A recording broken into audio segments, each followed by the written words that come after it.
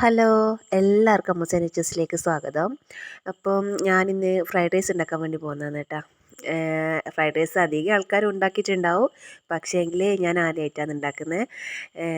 എന്താകുമെന്നൊന്നും അറിയില്ല. അപ്പം ഞാൻ ഉണ്ടാക്കുന്നത് ഞാൻ സ്റ്റെപ്പ് ബൈ സ്റ്റെപ്പായിട്ട് നിങ്ങൾക്ക് കാണിച്ചു തരാം. ഞാൻ 1 കപ്പ് അരി എടുത്തിട്ടുണ്ട്. അത് പച്ചവെള്ളത്തിൽ അരമണിക്കൂർ കുതിർക്കാനിടണം. അപ്പം ഞാൻ അരി കുതിർക്കാൻ ഇട്ടിട്ടുണ്ട് കേട്ടോ.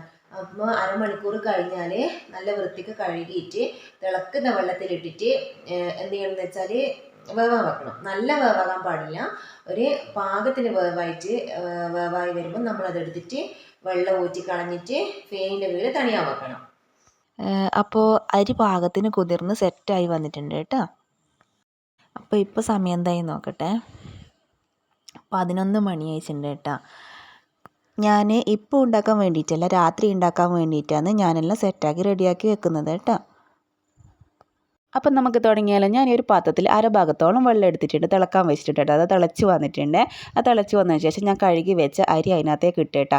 അപ്പോൾ കഴുകി വെച്ച അരിയുടെ കൂട്ടത്തിൽ 1 സ്പൂൺ നെയ്യോ അല്ലെങ്കിൽ 1 സ്പൂൺ ഓയിലോ ഒഴിച്ച് കൊടുക്കുക. അതുകൂടാതെ നമുക്ക് ആവശ്യത്തിനായിട്ടുള്ള ഉപ്പും കൂടെ അതിനും കൂടെ ചേർത്ത് കൊടുക്കുക കേട്ടോ.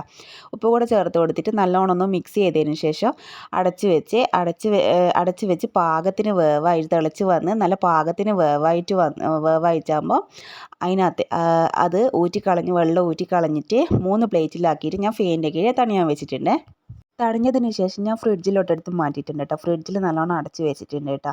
അപ്പോൾ അതിന് ശേഷം അടുത്ത പരിപാടി തുടങ്ങുന്നത് വൈകുന്നേരത്താണ്. വൈകുന്നേരം ഒരു 5:30 മണി ടൈമിനാണ്. ആ ടൈമിന് ഞാൻ എന്ത് ചെയ്ത് ഫ്രിഡ്ജിൽ വെച്ച റൈസ് എടുത്തിട്ട് ഞാൻ പുറത്ത് വെച്ച് അതിന് ശേഷം ഞാൻ അതിനകത്തേക്ക് ഇടേണ്ട ഇൻഗ്രീഡിയൻസ് എല്ലാം എടുത്ത് വെച്ചിട്ടുണ്ട് കേട്ടോ. 2 ക്യാരറ്റ് എടുത്തിട്ടുണ്ട്, ബീൻസ് എടുത്തിട്ടുണ്ട്, കുറച്ച് ബീൻസ് എടുത്തിട്ടുണ്ട്, കാബേജ്, വലിയ ഉള്ളി, വെളുത്തുള്ളി, 4 മുട്ടയും എടുത്തിട്ടുണ്ട്. അപ്പോൾ ക്യാപ്സിക്കം കൂടെ ഇടാം കേട്ടോ. അപ്പോൾ ഞാൻ എല്ലാം അരിഞ്ഞ് സെറ്റാക്കി വെച്ചിട്ടുണ്ട്. അപ്പോൾ അടുത്ത പരിപാടി എന്ന് വെച്ചാൽ മുട്ട സെറ്റാക്കി എടുക്കലാണ് കേട്ടോ.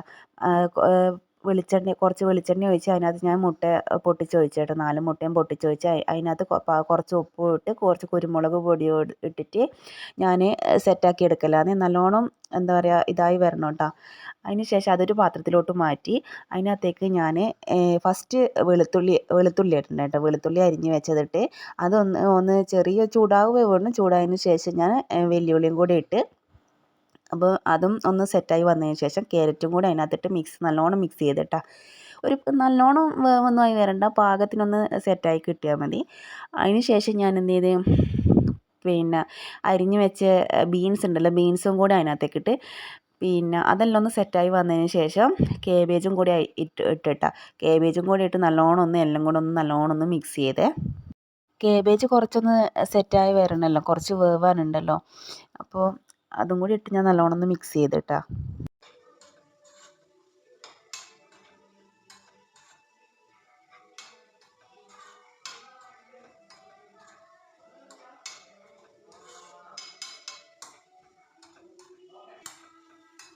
അപ്പോൾ അതെല്ലാം ഒന്ന് സെറ്റായി വന്നിട്ടുണ്ട്. അപ്പോൾ അതിന് ശേഷം ഞാൻ ആദ്യം സെറ്റാക്കി വെച്ച മുട്ടയും കൂടെ അതിനകത്തേക്ക് ഇട്ടിട്ടാ.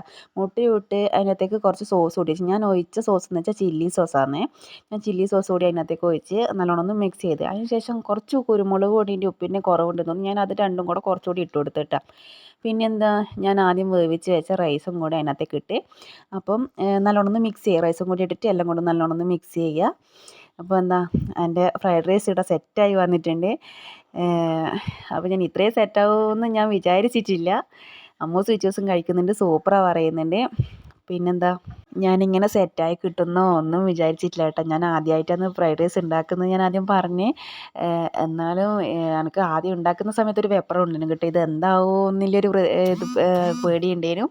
പിന്നെന്താ, രണ്ടും കൽപ്പിച്ച് ഞാനങ്ങ് തുടങ്ങി. അപ്പോൾ എന്തായാലും സെറ്റായി വരണ്ടെങ്കിൽ ഫ്രൈഡ് റൈസ് ഉണ്ടാക്കാത്ത ആൾക്കാരാണെങ്കിൽ എൻ്റെ വീഡിയോ കണ്ടിട്ട് എല്ലാവരും ഫ്രൈഡ് റൈസ് ഉണ്ടാക്കി നോക്കണം കേട്ടോ. അപ്പം വീഡിയോ ഇഷ്ടപ്പെട്ട എല്ലാവരും ലൈക്ക് ചെയ്യുക, ഷെയർ ചെയ്യുക, സബ്സ്ക്രൈബ് ചെയ്യുക. ടാറ്റാ.